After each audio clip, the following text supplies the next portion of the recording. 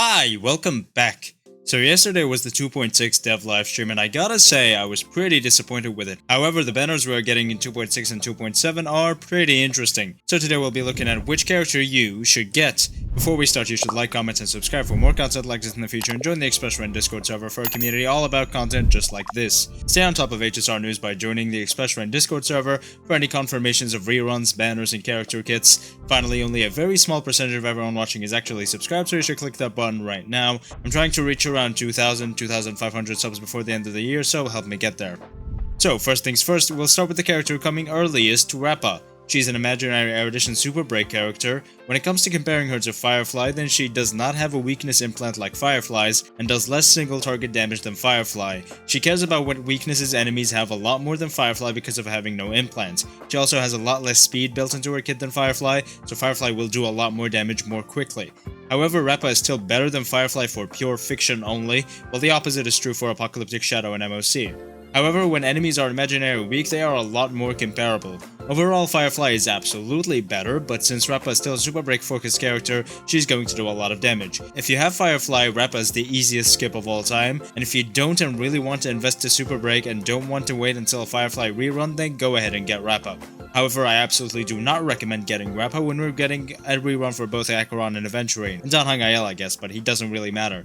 I do not recommend getting Honkai unless you already have Sparkle and E6 Tingyun, the 4-star version, and really like the guy. Otherwise, any other character running this patch is going to be more worth it than this man. As for Aventurine and Acron, then it's a little bit more complicated. For those that have Xiao but no Aventurine and want to invest into Xiao a little more to make her that much more powerful, then you should 100% get Aventurine. You should also absolutely get Aventurine if you have no 5-star sustains. This man will 100% help you survive anything in the game right now, so get him if you're dying over and over again. Aventurine is the best sustain in the game, having a huge role in the arguably best team in the game right now, and also being insertable into any team and being incredibly useful with his survivability, extra effect res, and the debuff his ult applies on enemies.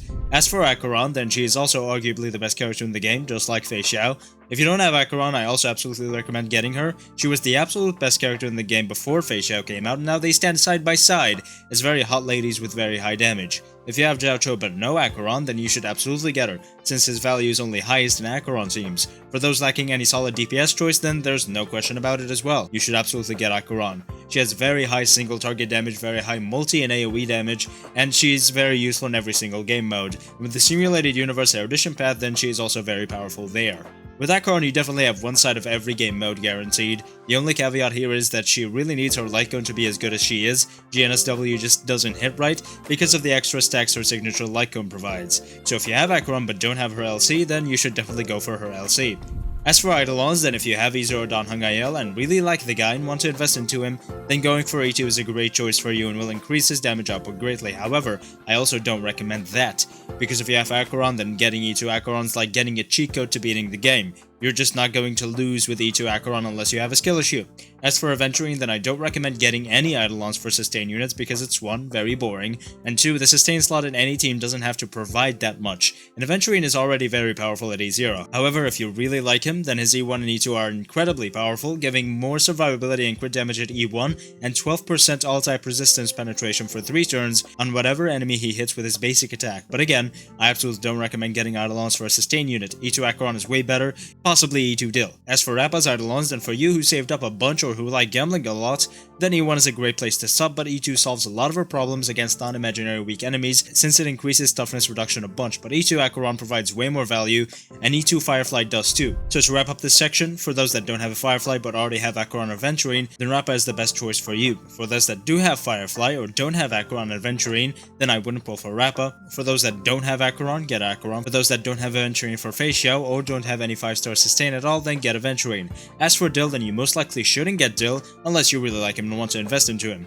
As for Idolons, then as we said, E2 Acron over E2 Rappa, over E2 Aventurine, over E2 Dill. As for 2.7 characters, Sunday and Tingyun, then it gets a lot more exciting here since there are 2 limited 5-stars of course. Sunday most likely seems like he's going to be a summon support with an overflow energy mechanic, meaning he's going to be good for, as you can probably guess, characters with a summon. His overflow energy mechanic will also allow some playful stuff with ERR, which we all found out more about in the 2.7 betas. So far we don't know much about Sunday, but from the crumbs we have, it seems like he's going to be the base support for the summon meta, so if you're planning on playing the long game and pulling for the summon characters in the future, then definitely go for Sunday.